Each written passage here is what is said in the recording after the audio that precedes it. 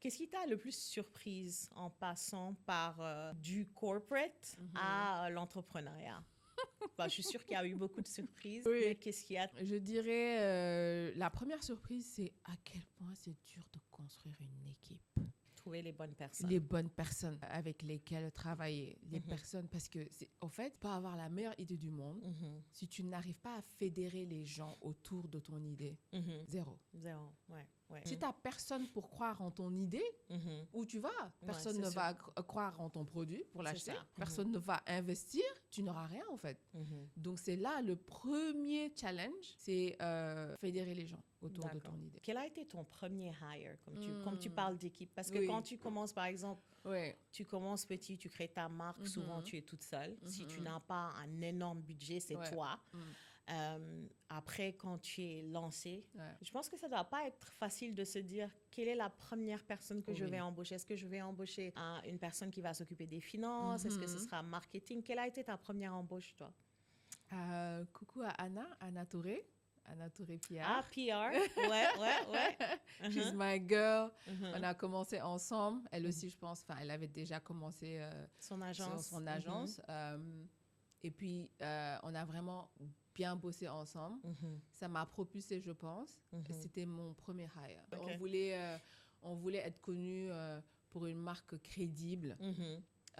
Connu pour l'efficacité de ses produits, la qualité de ses produits. Absolument. Et comment faire ça, c'est d'être connu par les professionnels. Donc, okay. On voulait...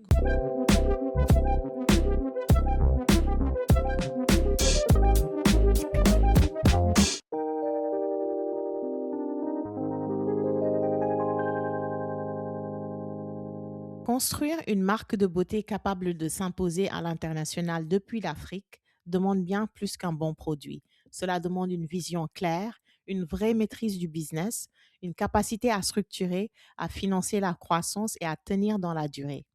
Dans Backstage Beauté, on s'intéresse à ce qui se passe réellement en coulisses, les décisions stratégiques, les choix financiers, les moments de doute et ce que ça prend concrètement pour bâtir une marque qui passe à l'échelle. Mon invitée du jour incarne parfaitement cette trajectoire. Elle est la fondatrice de Live Cosmetics, une marque pensée pour les peaux riches en mélanine avec une ambition résolument internationale. Ancienne professionnelle du marketing, elle a su transformer son expertise en une marque aujourd'hui distribuée aux États-Unis, notamment via Amazon. Elle a également été révélée au grand public à travers l'émission Les Nouveaux Boss sur TV5 Monde, a été sélectionnée comme Goldman Sachs 10,000 Women Growth Fellow et reconnue sur Leading Ladies Africa parmi les femmes africaines qui transforment l'industrie de la beauté. Et pour celles et ceux qui me suivent depuis longtemps, Victorine n'est pas une inconnue. Elle était déjà passée sur Digenu Diaspora. Aujourd'hui, on se retrouve dans un nouveau format pour parler business, croissance et vision. Victorine Sarr, Ewa. Yes. Bienvenue dans Backstage Beauté. Je suis très heureuse de te recevoir à nouveau. Oui, merci beaucoup, Kodo. C'est un plaisir d'être ici avec toi. Alors, on s'est déjà parlé sur Digenu Diaspora, mon premier podcast. Oui, en effet. Avec le recul, comment décrirais-tu ton évolution depuis cette première conversation qui date, je pense, d'il y a à peu près 3 ans, quelque chose comme ça? Oui, 4 ans, on dira? Oui, 4 ans. Est-ce que j'avais lancé Live Skin? Non. Pas encore? Non, je pense pas encore. Live Skin est arrivé après ça. Je pense que j'avais fait une... on a touché un tout petit peu sur ça. Ouais. Donc oui, pas mal de changements. Depuis lors, on a lancé Live Skin, donc diversification dans le skincare. Et on s'est développé vachement au Ghana, puisque c'est là-bas qu'on avait lancé d'abord. On a construit une communauté au Ghana. On a lancé un podcast aussi. Effectivement. Et maintenant, Amazon, depuis 2 mois maintenant. Depuis 2 mois, ce qui est big parce que Amazon, quand même, c'est devenu, en tout cas, je ne sais pas dans les autres marchés, mais aux États-Unis, c'est le premier... le premier channel qui marche, qui amène beaucoup de revenus à des marques comme Live, à des grosses marques aussi. De grosses marques, toutes les marques toutes les marques de beauté. Beaucoup de potentiel. Alors, ton parcours avant qu'on digue un peu plus dans Amazon, ton parcours dans le marketing international t'a donné une longueur d'avance, parce que le marketing compte beaucoup. À quel moment tu as décidé d'appliquer cette expertise que tu as dans le marketing, dans ton propre projet, qui est Liv? Je dirais depuis le début, en fait, parce que la vision, ça se bâtit dès le départ. On dit toujours qu'il faut start something, start small, start somewhere. Et même si quand tu démarres, ce n'est pas exactement ce que tu veux, mais il faut toujours avoir en tête là où tu veux être. Voilà. Et je pense que quand on a toujours ça en tête, même si on se perd un peu, on revient. On revient toujours. Donc, je pense que je l'ai eu depuis le départ. Depuis le départ. Et tu disais start small, mais commence quelque part, mais commence petit. Oui. C'est vrai qu'on a souvent tendance, quand on est perfectionniste, où on peut juste penser qu'il faut en fait que l'idée soit parfaite avant de se lancer. C'est quoi l'expression qui dit le bien c'est l'ennemi du... C'est quoi? Le bien c'est l'ennemi du meilleur ou... quelque chose comme ça. Oui, c'est quelque chose comme ça pour dire quand tu es perfectionniste justement, tu finis par ne pas faire. Par ne pas réaliser ce que tu voulais réaliser. Tu peux commencer petit, tu peux commencer par un seul produit et puis par faire la chose pour arriver au final. Exactement. Parce qu'après, tu prends beaucoup de temps à perfectionner quelque chose et puis après, peut-être que tu as raté ton window d'opportunité. Voilà, et tu apprends dans le cheminement beaucoup de choses. Beaucoup de choses, c'est sûr, c'est sûr. Qu'est-ce qui t'a le plus surprise en passant du corporate à l'entrepreneuriat? Je suis sûre qu'il y a eu beaucoup de surprises. Oui. Mais qu'est-ce qui a été le plus... Je dirais, la première surprise, c'est à quel point c'est dur de construire une équipe. Trouver les bonnes personnes. Les bonnes personnes avec lesquelles travailler. Les personnes, parce que, en fait, tu peux avoir la meilleure idée du monde. Si tu n'arrives pas à fédérer les gens autour de ton idée, zéro. Ouais. L'équipe est très importante. Oui, parce que ça démarre là. Si tu n'as personne pour croire en ton idée, où tu vas? Personne ne va croire en ton produit pour l'acheter. Personne ne va investir. Tu n'auras rien, en fait. Donc, c'est là le premier challenge, c'est fédérer les gens autour de ton idée. Et quel a été ton premier hire, comme tu parles d'équipe? Parce que quand tu commences, par exemple, tu commences petit, tu crées ta marque, souvent tu es toute seule. Si tu n'as pas un énorme budget, c'est toi. Après, quand tu es lancé, je pense que ça ne doit pas être facile de se dire quelle est la première personne que je vais embaucher. Est-ce que je vais embaucher une personne qui va s'occuper des finances? Est-ce que ce sera marketing? Quelle a été ta première embauche, toi? Coucou à Anna Touré. Anna Touré PR. Ah, PR. Ouais. She's my girl. On a commencé ensemble. Elle aussi, je pense, elle avait déjà commencé son agence. Et puis, on a vraiment bien bossé ensemble. Ça m'a propulsée, je pense. C'était mon premier hire. Donc, tous les petits sous que j'avais, c'était dépensé en PR et communication. C'était dépensé en PR parce qu'on voulait être connu pour une marque crédible, connue pour l'efficacité de ses produits, la qualité de ses produits. Absolument. Et comment faire ça? C'est d'être connu par les professionnels. Donc, on voulait commencer de cette façon-là. Pour moi, c'était l'une des meilleures décisions que j'ai prises. OK, makes sense. Yeah. Alors, Liv est une marque pensée pour les peaux riches en mélanine. D'où vient ce positionnement?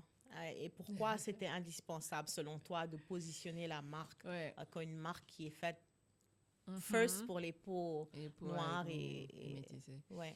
Je ne peux pas parler de ça sans pour autant commencer par mon histoire personnelle. Étant de couleur foncée, peut-être beaucoup de gens pourraient penser que c'est quelque chose d'assez négatif ou peut-être basé que je suis sénégalaise, qu'au Sénégal, il y a beaucoup de femmes noires comme moi, oui. Mais l'envers du décor, c'est que comment on est traité, c'est une autre chose. Le colorisme, c'est autre chose. Le colorisme, on en parle. Dans notre petit pays, j'en parlais. Je t'interromps. J'en parlais l'autre jour sur ma story Instagram parce que j'avais vu une dame dire, on va le dire en Wolof, même si le podcast est en français. Oh, période bobo de mon son de rien n'allait, mon nul cook. Après, j'ai dit, mais attends. Non, mais tu vois, tout est négatif. Nul cook, genre, c'est lié à tu es fatigué. Non, ma Nyulkuk, moi, si je devais choisir, j'allais être noire, bleue comme les Soudanaises. Mais oui, regarde. Donc, c'est vrai que le colorisme, je ne sais pas comment on va y arriver, ce combat-là, où c'est dur. On va instaurer ça, que les gens soient vraiment fiers d'être dark skin. Bien dans ta peau. Bien dans ta peau. Ouais. C'est un vrai problème. Donc, pour moi, Liv, c'est beaucoup plus que c'est un combat personnel. C'est un combat personnel. Et je veux que les petites filles qui nous regardent, les jeunes femmes, prennent confiance en elles-mêmes. Pas besoin de changer ta couleur de peau. Absolument, pour qui Il faut t'aimer toi-même. Si tu ne t'aimes pas, personne ne t'aimera. Absolument. Tu as tout à fait raison. Et franchement, je trouve qu'il n'y a pas plus beau. Enfin, c'est pas que comment on dit, je toute my own horn. We are biased. Il y a pas plus beau que dark skin. Attends. Donc, pourquoi tu veux te fatiguer à faire tout pour effacer ça? Ouais, non, donc, derrière, c'était l'ode à, c'est vraiment, je fais un peu du militantisme là, à travers Liv. C'est ça, vraiment ce que je veux changer dans la perspective des gens. Changer cette idée qu'ils ont de la peau noire. Je voulais te demander, on sait qu'au Sénégal, c'est quand même très répandu. C'est ce qu'on nous montre à la télé. Malheureusement, dans les séries télévisées, je veux dire, bon, c'est pas pour juger, les gens font ce qu'ils veulent de leur peau, de leur vie, mais je trouve qu'on ne nous montre pas assez d'exemples de femmes noires, naturellement noires, qui ne se sont pas dépigmentées la peau. Quand on choisit les actrices principales, c'est toujours la plupart du temps. Quoique ça commence à changer. Ouais, ça a commencé à changer. Je pense que le premier show qui m'avait marqué, où c'était vraiment divers, c'était Karma. Oui, il y avait Karma, il y avait le groupe des filles, là. Elles étaient naturellement... je trouve qu'on on peut mettre en avant tout le monde, mais c'est important de donner... cette lumière, cette image-là aux filles aux petites filles qui peuvent se voir, qui peuvent s'identifier. Et donc, je me demandais si au Ghana, c'était aussi répandu le fait de se dépigmenter. Pas aussi répandu qu'au Sénégal. Je pense pas que ce soit aussi répandu qu'au Sénégal. Non, le Ghana ne fait même pas partie des pays dans ce fléau. Tu sais, il y a le top 5 des pays... Je pense qu'on doit être 1 ou 2. On est où? Je pense qu'on est numéro 3, là. Congo doit être devant nous. Congo, Nigeria. Et Sénégal, on est là-bas. Ouais, c'est sûr. Bon, on va y arriver. On va y arriver un jour. On espère. On espère. Ouais. Quel manque tu avais identifié dans l'offre beauté qui existait sur le marché au moment de lancer ta marque Liv? Déjà, on rentre sur nos 10 ans. L'année prochaine, ça va être nos 10 ans. Donc, il y a 9 ans déjà... on voyait que l'offre était très limitée. En Afrique, en tout cas, ouais. Voilà. L'offre est limitée et elle n'est pas adaptée à nos peaux. Voilà. Donc, il y a beaucoup de produits, en fait, qui marchent quand tu es en Europe ou en Amérique. Mais en fait, quand tu les utilises sur le continent, ça te donne c'est tout autre. Ouais. Et donc, voilà, c'est ce besoin-là d'avoir des produits qui nous ressemblent, qui nous parlent, qui sont adaptés à notre climat. Alors, Liv revendique des formulations naturelles et efficaces. Comment est-ce que tu arbitres entre naturalité et la performance des produits, les exigences réglementaires? Ouf, deep question. Ça, c'est dur. Alors, on a eu un cheminement assez complexe avec Liv. Au départ, ma vision, ça a toujours été de fabriquer sur le continent. Et je me rappelle... Ça, c'est challenge. Voilà, c'est un challenge et on en avait discuté lors de ton premier podcast. Et donc, moi, naïve comme j'étais, je me suis dit, je vais fabriquer mon maquillage en Afrique. Oh là là, la désillusion quand j'ai démarré. C'était pas possible. Du temps, personne ne le faisait même. Et donc, j'ai dit, waouh, mais je veux vraiment faire quand même. Et je me suis pas laissée décourager. Donc, j'ai quand même, au départ, je pense, les 4 premières années, on a fait... on a produit en Amérique. Ah, ok. Oui, les premières années. Mais toujours avec nos ingrédients, nos formulations. C'est juste quand Covid est rentré en 2020 et ça a tout chamboulé. Voilà, ça a tout chamboulé et je pense que c'était le boost dont j'avais besoin, bizarrement, pour me dire, au fait, c'est possible. Donc, on a commencé à fabriquer au Ghana en 2020. 2020, OK. Et vous, jusqu'au... Voilà, 2020. Alors, et même en 2020, ce n'était pas notre propre laboratoire. On sous-traitait dans un autre laboratoire. Oui, parce que ça prend beaucoup d'infrastructures. Et vu on a toujours voulu la qualité, bien faire les choses et qu'on n'avait pas encore tout ce qu'il fallait pour. Il y avait d'autres personnes qui pouvaient nous aider à accomplir ce rêve. Donc, on a fait ça. Absolument. Et donc, on a commencé Livskin comme ça dans un laboratoire au Ghana pendant 3 ans. Il n'y a que l'année dernière qu'on a ouvert notre propre laboratoire. Wow, félicitations. Merci. Avec tes propres chimistes. Oui, propre chimistes, propre équipe de R&D, Research and Development, tout.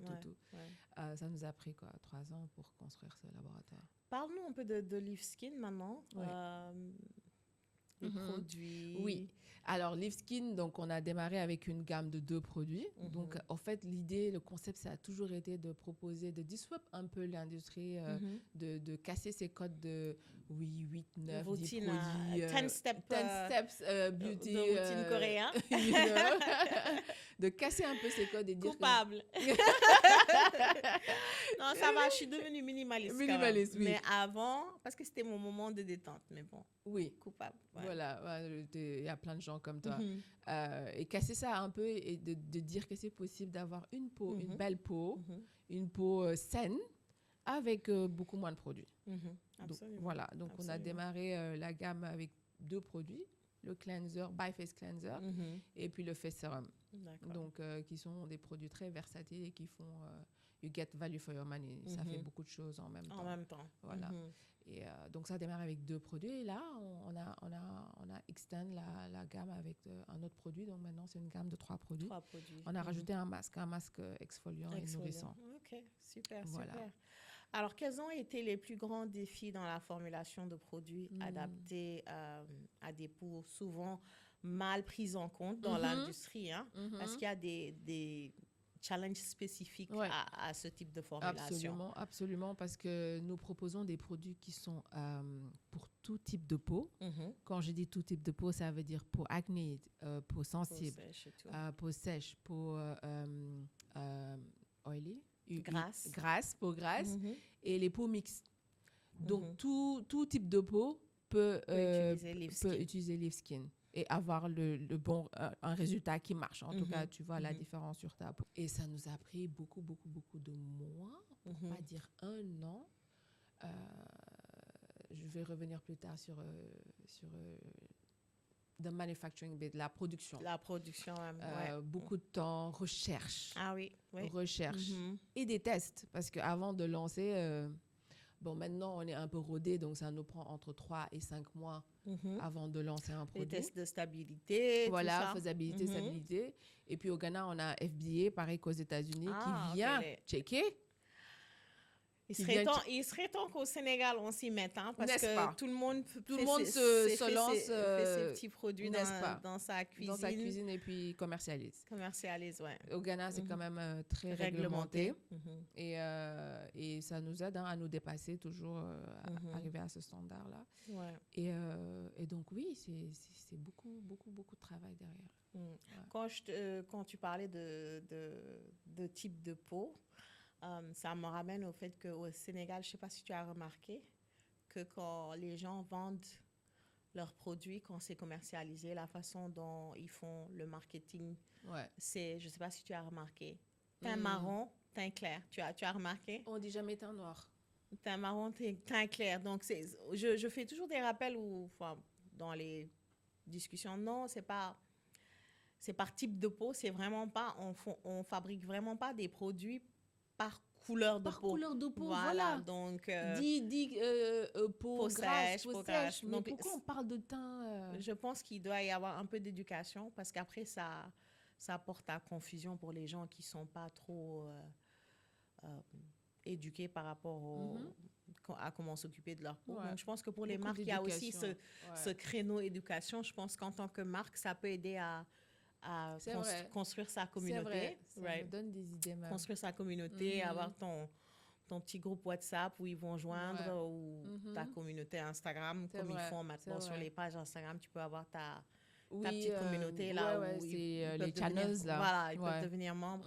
Ouais, donc c'est très important. Est-ce que pour toi, produire selon des standards internationaux, parce que tu vends à l'international, en étant une marque africaine, ça a été un frein pour la marque ou ça a été un levier pour la marque elle-même? Tu ris. Je rigole Ça a été un gros frein. parce que plus un frein. Parce que c'est dommage et c'est justement ce pourquoi on se bat. Casser ces codes, cette perception. C'est cette perception qu'ils ont de l'Afrique. Cette perception de l'Afrique qui est mauvaise, négative, que rien de bon ne vient de l'Afrique. Rien de bon, rien de qualité en tout cas. Ouais. Rien de qualité. Oh, Made in Africa? Non, c'est pas bon. Et même nous-mêmes. En tant que consommateur, on préfère. On préfère ce qui vient d'ailleurs. Donc, comment tu veux que la personne qui est assise à New York ou en Chine pense que ce que tu fabriques est bon? Comment? Absolument. Donc, on se bat, on a au-delà de l'entreprise et des produits, on se bat contre tellement de choses que les autres n'ont pas ils n'ont pas ces mêmes challenges. Ils n'ont pas à faire face à ça. Ils n'ont certainement pas ces mêmes challenges et ils ont une longueur d'avance sur nous, que ce soit pour l'investissement. Pour tout. Ouais, fabrication, investissement, marketing, packaging. Et longueur d'avance surtout. Surtout, c'est clair. Alors, je vais entrer dans ton business un peu, si tu me, si tu me le permets. Alors, quand tu as lancé Live, on sait que tu as lancé Make-up au départ. Comment tu as, si aujourd'hui, je me dis que moi, je suis dans le processus. Je sais que de créer ma propre marque, je sais que lever des fonds, c'est comment on dit en français, la croix et la bannière. C'est la croix et la bannière, alors, comment tu as, quelle route tu as prise pour financer Live, toi, au départ? Au départ, alors, il faut savoir qu'avant de lancer Live, je travaillais, j'étais dans le corporate, comme on a mentionné tout à l'heure. Et donc, j'ai pu mettre beaucoup d'argent de côté. Et donc, c'est mes économies que j'ai commencé avec mon propre capital. Bootstrap up to now. Jusqu'à maintenant, tu as gardé, donc tu n'as donné aucune part à personne. Non, je détiens les 100% de mon business. Mais c'est en train de changer. C'est en train de changer.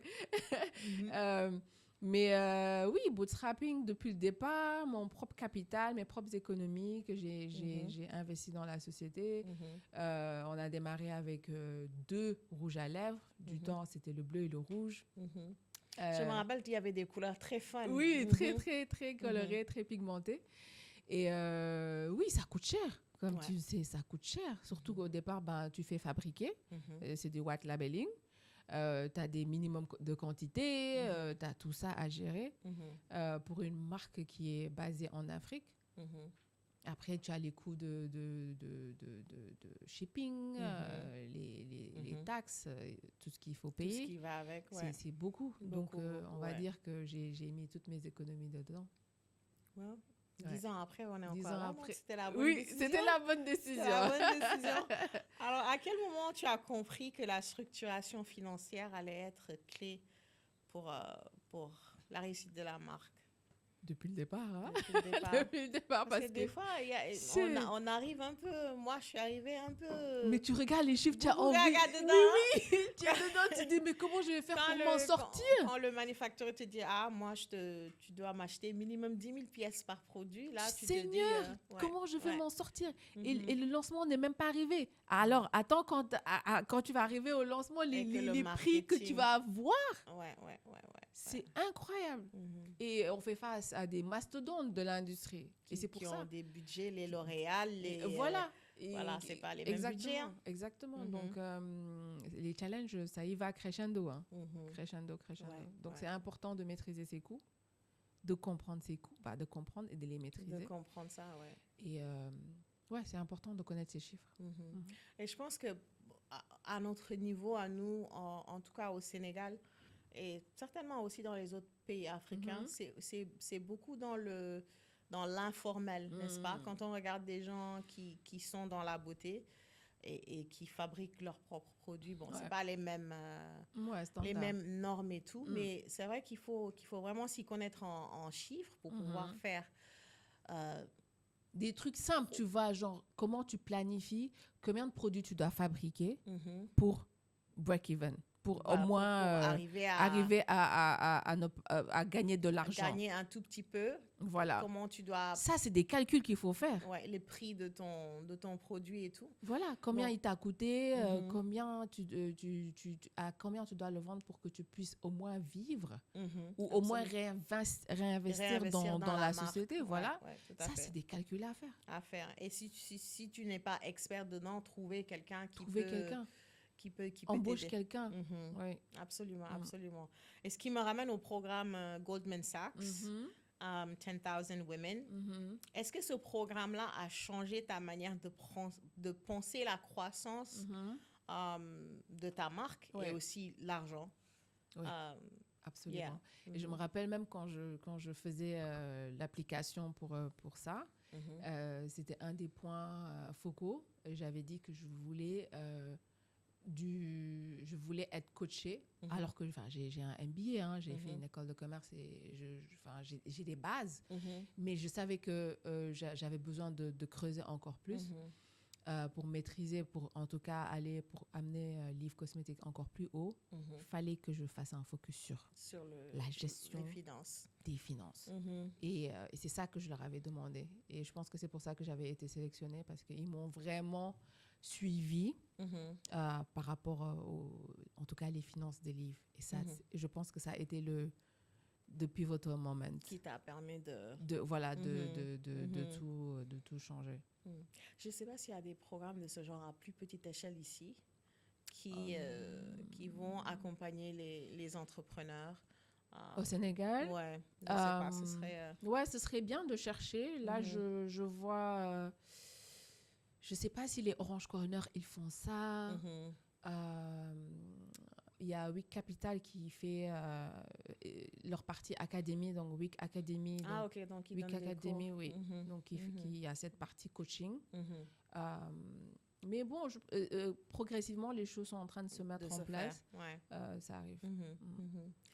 Alors aujourd'hui, puisqu'on parle d'argent, qu'est-ce qui coûte le plus cher dans la gestion de livres? Kodo, je te l'ai dit. Tu me l'as dit? La production. C'est la production. Recherche et développement. Pour savoir déjà quel produit il faut faire, qu'est-ce qui est tendance, qu'est-ce qu'il faut, voilà. Et puis après ça, une fois que tu as trouvé, parce que ça c'est de l'argent pour savoir, et une fois que tu as trouvé, fabriquer. Et combien fabriquer? Le marketing aussi après, parce qu'il ne va pas se vendre tout seul. Oui, le marketing vient après. Parce que quand on regarde vraiment les marques qui ont les plus gros budgets marketing, c'est elles qui font le plus de revenus. C'est elles qui font le plus d'argent. Ouais. Qu'est-ce qu'on dit? Il y a aussi une expression qui dit qui veut de l'argent. Il faut dépenser l'argent pour... appelle l'argent.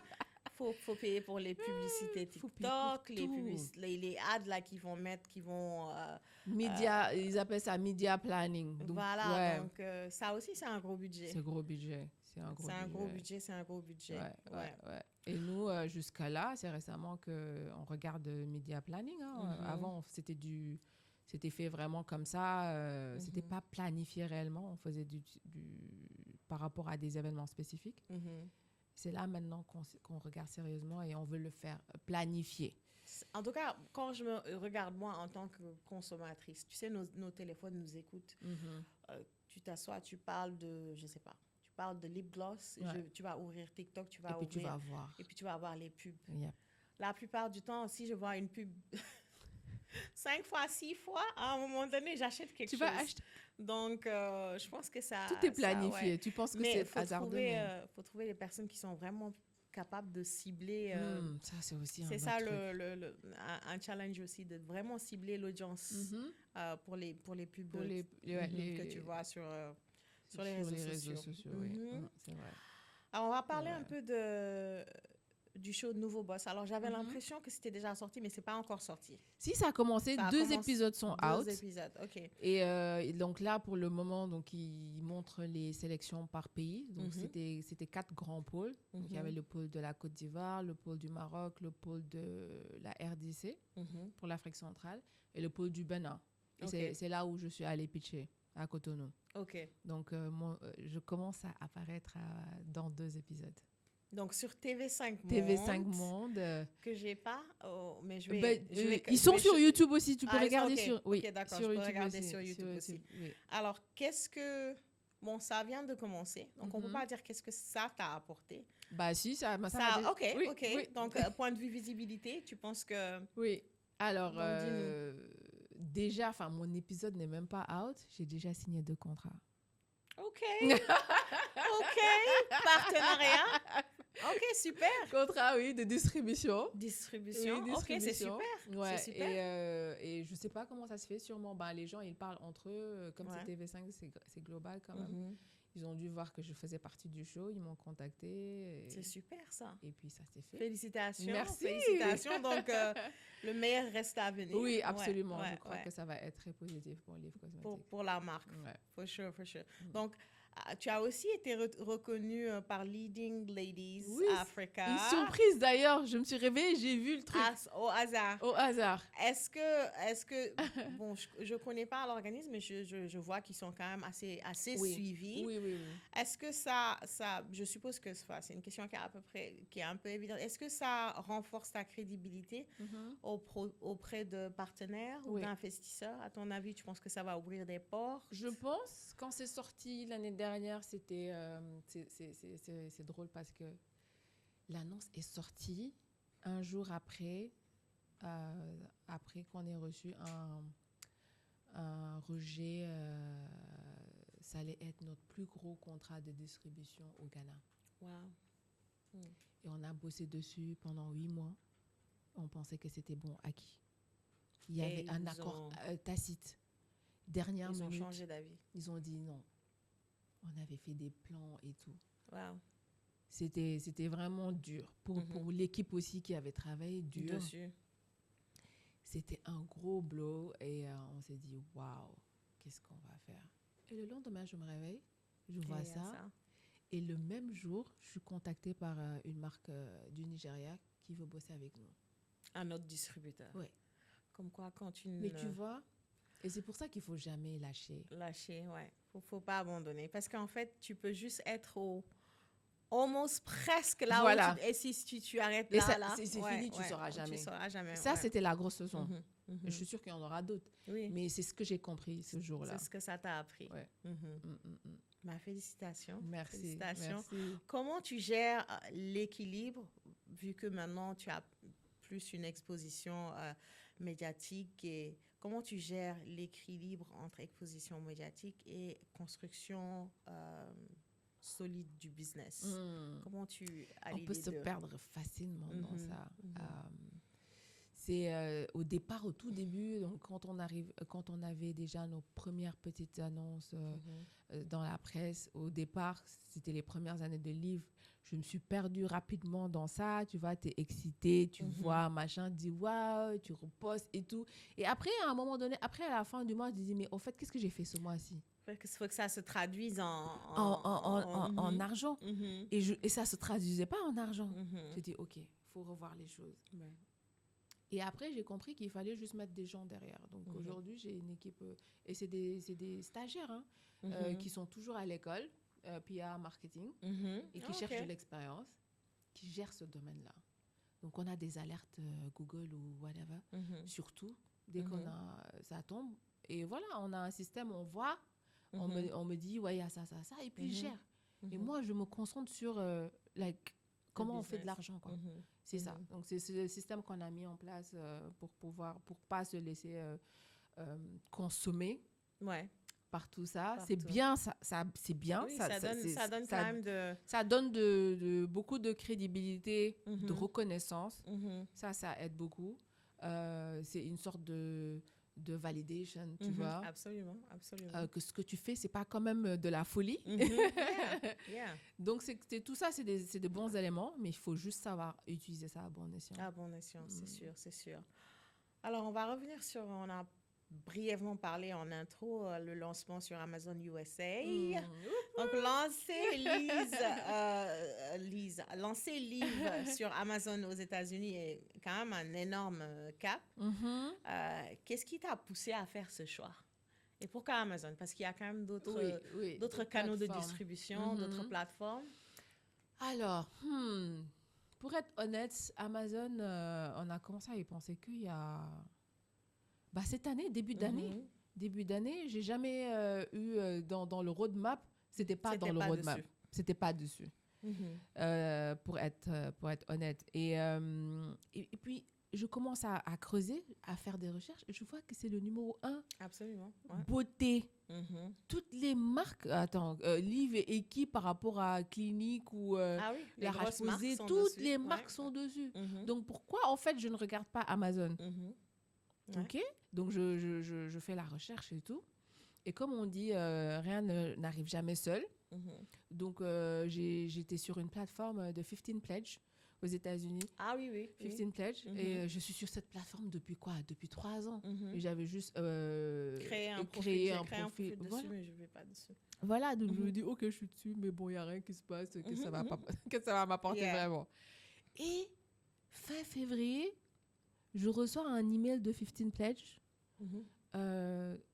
Nous pensons à Liv pour une opportunité retail. This is the US market. Et wow, j'ai dit, attends, j'ai dû relire. C'est passé par 15 Pledge. OK. Yeah. Et je dis, waouh, j'ai dû relire plusieurs fois. J'ai bien lu, là. Waouh, OK. J'ai vite répondu. Oh my God, yes, of course, on est intéressé. Oui. Et donc, le process commence à partir de début mars. Début mars, parcours du combattant. Et c'est parce que là, on avait été recommandé par 15 Pledge qui a donné Liv Cosmetics à Amazon. Parce qu'ils font une sélection. C'est pas tout le monde toutes les marques qui peuvent vendre sur Amazon. Exactement. OK. Et donc, ils ont fait remonter. Et c'est là que maintenant, Amazon nous contacte. Et donc, au moins, on nous a dédié toute une équipe. OK. Elles sont combien, les filles, là? 5? Juste pour Liv. Pour vous aider à démarrer. Tu vois, le process, toute la liste de papiers. Seigneur, les papiers, on en parle. Pour une marque africaine. Et j'ai pu comparer avec d'autres marques sur les États-Unis à qui on ne demande pas tout ça. Hein. Ça encore. C'est parce que... ça encore. C'est parce que c'est l'Afrique. Parce que c'est l'Afrique. Encore. Encore l'Afrique. Et donc de mars, on a lancé en août ou septembre. Septembre, on a lancé en 6 mois. 6 mois. OK. Quelles ont été les étapes les plus complexes, à ton avis? Tu as parlé de la paperasse. C'était le plus difficile ou est-ce qu'il y avait autre chose? Le plus difficile, c'est la paperasse, ouvrir un compte bancaire en n'étant pas américaine et pas résidente. Pas résidente, ouais. Je pense que le problème, c'était pas la citoyenneté, c'est de ne pas... Résidence, résidence. Et ça m'a pris beaucoup de mois à figurer out. On a trouvé une solution, mais ça nous a pris... plus de 3 mois. Ah ouais. Pour y arriver. Mais donc, il faut absolument avoir un compte bancaire aux États-Unis pour pouvoir vendre en tant que marque sur Amazon. Donc, bien sûr, il faut enregistrer la société aux États-Unis. Donc, tu as dû faire une... Oui, mais ça, je l'avais même fait. Avant que Amazon n'arrive, j'avais enregistré la société en octobre de l'année dernière, 2024. Et donc, parce que tu avais fait un pop-up à New York aussi. Oui, donc j'avais fait le pop-up en septembre. Et dès octobre, on a enregistré parce qu'on a vu le potentiel, c'était un succès. Et donc, on a ouvert. Comme quoi, 15% pledge. Moi, je ne savais même pas que des entreprises qui ne sont pas aux États-Unis peuvent s'inscrire sur le site. Ah oui, c'est possible. Moi, je ne savais pas. Il faut juste que tu sois black-owned. Black-owned business. Black-owned business. OK. Yeah. Wow. Alors, en termes d'organisation, qu'est-ce que ce lancement a changé pour toi et ton équipe? Je sais que c'est très récent. Hein? Oui, mais ça a beaucoup changé. Ouais. Ça a beaucoup changé en termes de... Et là, d'ailleurs, je pense que dès janvier, on va devoir embaucher un spécialiste de, oh my God, supply chain, logistique and packaging. Parce que là, c'est un autre level. On est dans un autre level. Right. Et il nous faut des experts.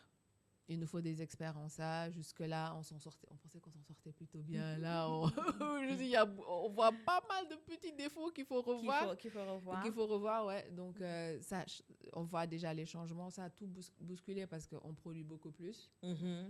On ship beaucoup plus. Et on fait encore plus gaffe.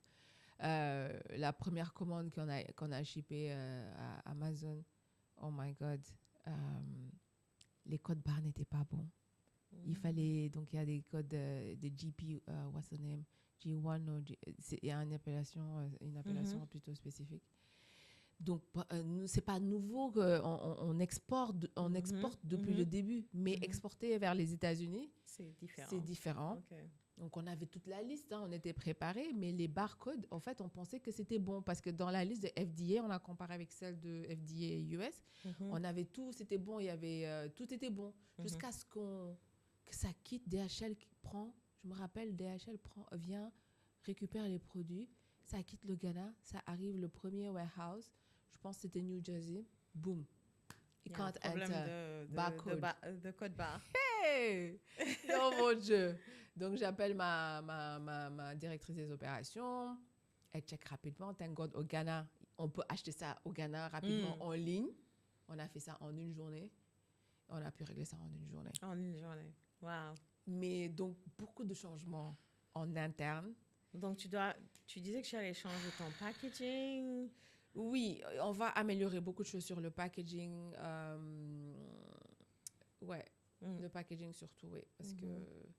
Parce que la façon dont le produit a quitté, alors qu'on utilise DHL, la façon dont le produit a quitté le bureau et comment il est arrivé sur Amazon, c'était pas la même chose. Moi, j'ai reçu mon Belle, hein, c'est mon lip gloss préféré. Il n'y a pas eu de souci. Il n'y a pas eu de souci. Non, j'ai pas eu de problème avec ma commande. Mais je pense à ce qui nous attend en janvier. Mais ça fait partie les challenges du... Level up, c'est le jeu. Quand tu grow et puis après tu apprends. Ouais. Pour les packaging, je sais que moi, quand je regardais la Chine quand même, parce que les gens, ils ont une idée de la Chine, en oubliant que la Chine, il y a toutes les qualités. C'est ça, il faut juste savoir où aller. Les L'Oréal, il y a le luxe, ils vont tous en Chine. Il y a le bas de gamme. Oui. Il y a une compagnie de packaging que je suis, je trouve que c'est tellement cute. Mais aussi, je regardais les différents événements où tu vas, like Cosmoprof World. Oui, ils font différentes villes. À Bologne, où tu peux vraiment avoir tout le monde là-bas. Ouais. Les fabricants, les packaging. Après, il y en a un qui arrive là à Miami l'année prochaine. J'ai vu février. Oui. Mais moi, je voulais aller à celui de Bologne? World. Oh! En fait, c'est mais c'est quoi la région? C'est les prix des hôtels? C'est cher. Absolument. C'est horrible. Je ne sais même pas pourquoi, en fait. J'ai dit, la Bologne, c'est une région mais même pas la Bologne, je ne comprends pas, il n'y a rien de spécial. C'est la conférence, en fait, qui fait que... En tout cas, c'était genre, tu ne pouvais rien avoir en dessous de 500 € la nuit. Non. En tout cas, j'ai cherché parce que je voulais y aller. Je voulais juste voir, moi, je voulais juste voir surtout les ingredient supply, les fournisseurs d'ingrédients. Parce que, bon, après, moi, perso, mes produits seront basés seront à base de superfood africains, kenkeliba et tout ça.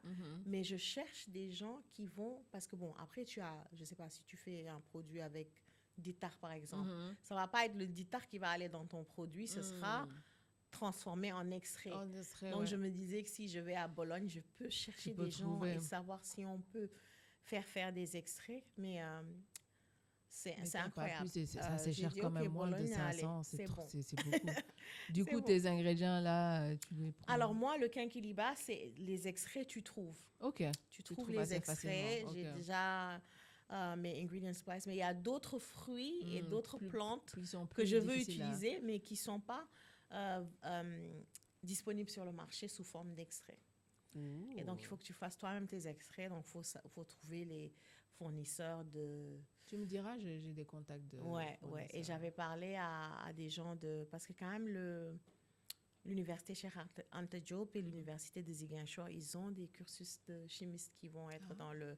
Mais bon, on va en parler hors caméra. Mais ouais, c'est un challenge aussi.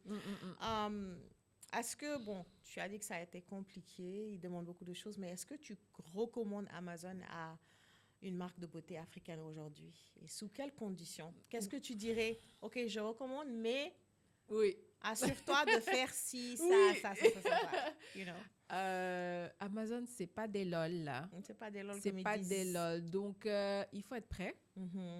Il faut être prêt. Quand je dis prêt, c'est ton packaging, il doit être on top. Aux normes des marques en tout cas, occidentales. pour que ça entre dans le territoire américain. Ça va pas être à peu près. Non. Ils vont même pas rigoler. Ils vont voir le truc direct. Ils vont te dire non, ma cocotte, ça va pas le faire. Donc, il faut être prêt. Il faut déjà, of course, il faut que ton produit soit bon. Il faut qu'il fasse ce que tu dis qu'il Ce que tu dis que tes produits font. Voilà. Il faut qu'il soit, au moins, je vais pas dire clean, parce que, au moins safe. Parce qu'aux États-Unis, on va te coller des procès. Hein. Les Américains, s'il y a une chose qu'ils aiment faire. Ils vont au tribunal comme s'ils buvaient l'eau. Ça, c'est amener les gens au tribunal. C'est tout. C'est pour ça que les avocats sont tellement riches. Donc, oui, il faut être sûr de ce qui est dans ton produit. Est-ce qu'il est safe? Et voilà, et avoir les sous, parce que, ça coûte beaucoup d'argent. Alors, ta routine personnelle skincare en 3 étapes maximum, parce que tout à l'heure, tu m'as dit minimaliste, routine simplifiée. C'est quoi? Parce que, comme on dit, machallah, comme on dit, tu as une très belle peau. Alors, dis-nous. Merci. 3 étapes maximum. Qu'est-ce que tu fais? Bon, bien sûr, vous savez, je vais dire... Live Skin. La routine skincare la plus rapide et efficace du marché. 3 produits. Donc, les 2 vraiment que j'utilise le plus, c'est le cleanser et le sérum, puisque ces 2-là, c'est day and night tous les jours. C'est tous les jours. Dans toutes tes 2 routines, du matin et du soir. Voilà, matin et soir. Le même produit, le cleanser matin-soir, le sérum matin-soir. Et donc, nettoyant. Donc, le cleanser, c'est un nettoyant, démaquillant, cleanser et tout ça. Et voilà. Et après, le sérum pour hydrater et puis protéger. La peau. Voilà. Simple. Ça prend pas longtemps pour les gens qui ne passent pas 10 ans à faire leur routine comme moi. 1 minute. Super, c'est facile. C'est facile. Alors, le plus grand mythe skincare que tu aimerais déconstruire? Oh mon Dieu, c'est simple. Ça, c'est simple pour moi. Déconstruire que la peau claire est plus jolie que la peau noire. Right. Tout simplement. Tout à fait, tu as raison. Tout à fait. On est là, hein? Mais regardez-nous, là! And we're popping! Alors, un produit beauté que tu piquerais sans hésiter dans la salle de bain de quelqu'un d'autre. Ouh là là! Genre, si tu vas, tu dis, ouh. Parfum. Ah! Tu es fan de... Je pense que je dépense plus en... Alors, j'achète pas beaucoup d'habits, j'achète pas beaucoup de chaussures. Ça, c'est une passion qui est chère. C'est très cher. Surtout les parfums de niche, là. Donc, alors, comme ça ne fait pas passer de ma liste de questions, mais es-tu plutôt parfum de niche? Niche. OK. Ton meilleur parfum. Tu as une signature perfume ou on dit ça, c'est mon parfum? Pas encore. Il y a quelqu'un que j'ai rencontré récemment qui dit qu'il veut me faire ça. Donc on va tester ça. Oh, OK. On va tester. J'ai pas encore essayé. Mais pour le moment, j'aime beaucoup. Il y a une marque franco-italienne que j'avais découvert dans un de mes vols. Tu vas partager ou tu vas gatekeep? Gatekeep. Ah, Gatekeep.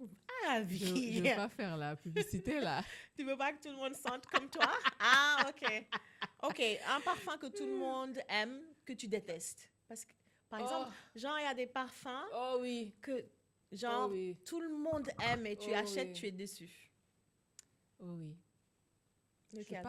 Je suis pas folle de La vie est belle. Oh non, yeah. Avant, j'aimais beaucoup, mais Oui. maintenant, j'aime plus. Oui. J'ai graduate. Exactly. Mhm. Ouais, La vie est belle. Moi, non. c'est Guidance de Amouage. Oh mon Dieu, à moi, je ne me lance même pas. Je n'aime pas Guidance de Amouage. Amouage, le premier smell, j'ai adoré. Mais après, Mais après, j'ai pas aimé. Par Hmm. contre, ils ont fait Guidance 46. Ça, Amouage? j'adore. Oui. Ah oui? C'est différent. Ouais, donc faut essayer. Je vais essayer voir. Mhm, Parce que faut je suis pas non plus folle De d'Amouage. hein. Amouage, ok. Ok. C'est très fort. J'aime pas trop les scènes qui sont super forts. Mhm. Ouais. Je suis plutôt like fruity, Ok. very light. Nice, nice. Alors pour toi, prendre soin de sa peau, ça représente quoi au-delà de l'esthétique? Ooh. Self-confidence. Je pense que c'est ce qu'on voit en premier, c'est ton visage, hein, ta peau. C'est important quand même. Donc, il faut en prendre soin. Donc, c'est au-delà de l'esthétique qu'on peut voir, c'est ce qu'on ressent à l'intérieur de nous-mêmes. Absolument. Donc, oui. Absolument. C'était un plaisir. Ah, on a Merci, c'est toi qui as ouvert le bal. Oui. Merci d'avoir pris le temps. Tu es là pour quoi? Tu es là pour quelques jours. Tu es venue. Quelques jours et je commence avec ma jolie Kodou ce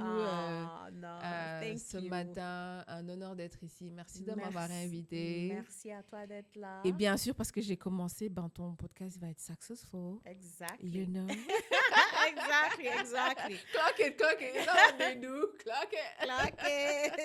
Exactly. Le parcours de Victorine montre qu'une marque de beauté africaine peut se structurer, se financer et s'imposer sur des marchés internationaux sans renier son identité. Si cet épisode t'a apporté de la valeur, pense à suivre Backstage Beauté, à nous laisser un avis et à partager autour de toi. C'est grâce à ça que l'on continue à faire exister ces conversations essentielles sur le business de la beauté. Merci d'avoir écouté et à très bientôt pour un nouvel épisode de Backstage Beauté.